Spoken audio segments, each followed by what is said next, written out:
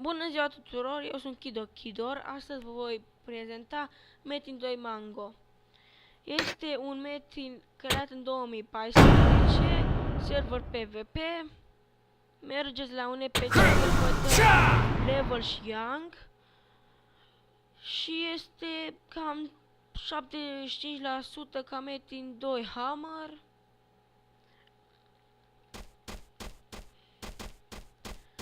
Deci să începem. Acesta sunt doi NPC-uri de arme. Weapons 1, Weapons 2. Toate costă un Young. Weapons 3, Weapons 4. Și la doilea sunt astea mai slabe. N-am rău să vă le mai prezint. Eu așa zic. Acesta este NPC-ul de armuri, de războinic, ninja, sura, șaman. Și sunt două serii de accesorii, seria mai bună și seria veche. Și aici sunt alte armuri.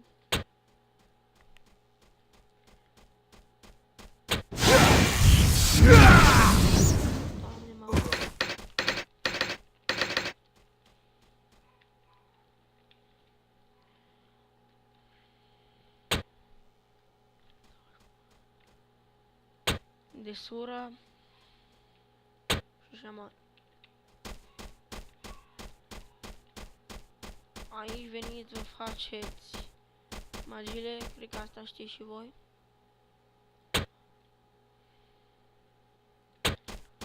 Primiți magile și primiți la început un rainbow. Dați pe el.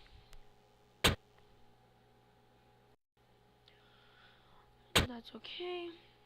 Și dintr-o dată aveți peuri. Aici este level și Young. Aveți și marmură. Vă dau una. La level nu mai are să dau level, că sunt level maxim. Și la vreau Young. Din 100 KK primești 200.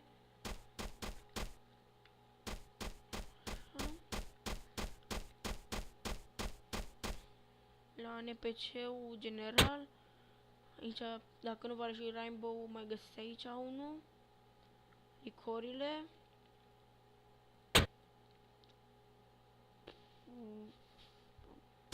Itemele obișnuite.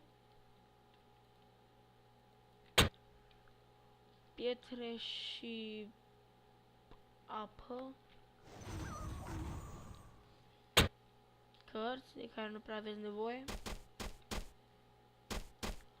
Așa. Depozitul. Și să vă arăt de unde vă luați freză.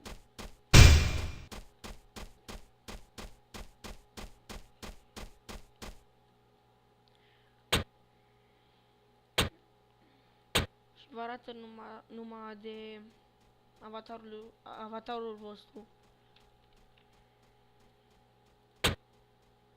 Hai să rămână la întâmplare. Asta e prea nașpa.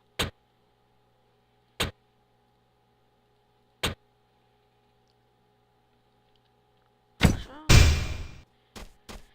Deci vă aștept pe Metin 2 Mango. Este un server foarte frumos, nu sunt prea mulți playeri, dar cei mai mulți sunt pe albastru.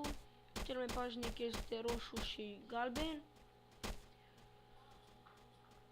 Și deci cam atât a fost.